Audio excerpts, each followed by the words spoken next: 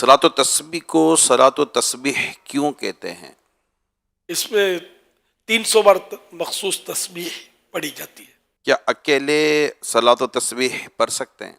بالکل پڑھ سکتے ہیں۔ صلاۃ و تسبیح پڑھنے کی کیا فضیلت ہے؟ اس نماز کا بے انتہا ثواب ہے۔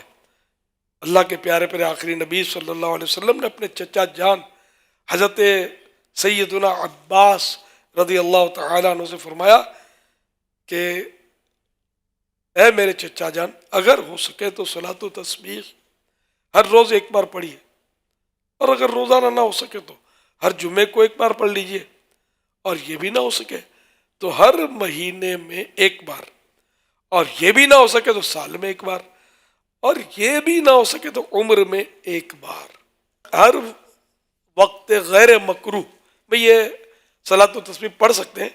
اور بہتر یہ کہ ظہر سے پہلے پڑھیں، یعنی ظہر کی نماز کا وقت شروع ہو گیا تو اب پہلے صلاۃ و تسبیح پڑھ لے، پھر نماز ظہر پڑھے، یہ بہتر ہے۔ اب ہمارے یہاں تو خیر رات کو اعتکاف میں پڑھی جاتی ہیں، بڑی راتوں میں، تو درست ہے، اس میں کوئی کراہت کوئی ممانعت نہیں ہے، لیکن بہتر وہ تھا ظہر کے وقت ظاہر کہ پبلک جمع ہونا یہ دشوار۔ صلاۃ و تسبیح میں پڑھی جانے والی جو تسبیحات ہیں، کیا ان کو انگلیوں پر گن سکتے ہیں؟ انگلیوں پر نہیں، صرف یوں یوں کر کے نہیں، بلکہ یوں جیسے ایک پڑھ لی تو یہ پہلا پورا ہے، یہ پورے کہلاتے ہیں، ہر انگلی میں 3 پورے ہوتے ہیں، تو یہ دبائے، دوسری میں دوسرا ہلکا سا دبا لے، جیسے تو یوں بھی حساب ہو سکتا ہے، یوں گننے بیٹھیں گے یا تسبیح ہاتھ میں رکھیں گے تو یہ طریقہ درست نہیں ہوگا۔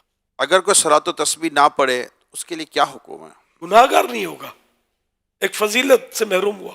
کیا رمضان کے علاوہ صلاۃ و تسبیح پڑھ سکتے ہیں؟ پڑھ سکتے ہیں۔ صلاۃ و تسبیح کی جماعت کے لیے کتنے لوگوں کا ہونا ضروری ہے؟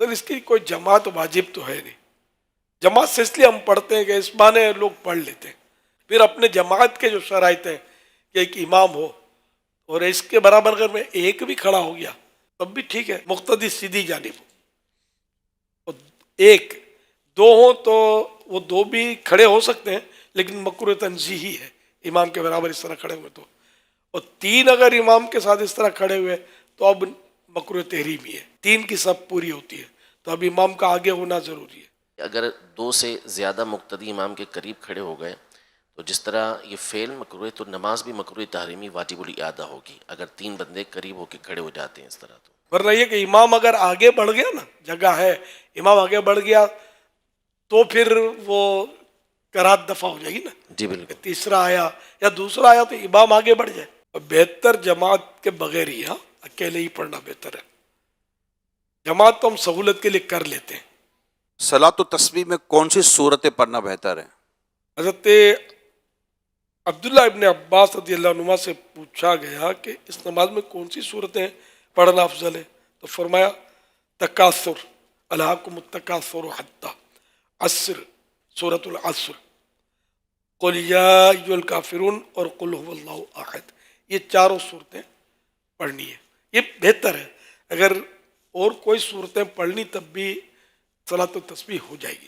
صلاۃ و تسبیح کی جماعت میں اگر ایک رکعت نکل جائے تو اب کیا کرنا چاہیے؟ امام کے سلام پھیرنے کے بعد کھڑا ہو جائے، اور اسی طرح تسبیحات جو اس کی رہ گئی ہیں وہ بھی ساتھ میں، وہ جو بھی پڑھنے کا جو طریقہ ہے اس کے مطابق وہ پڑھتا رہے، جو رکعت پوری کر کے قاعدہ آخری کر کے سلام پھیرے۔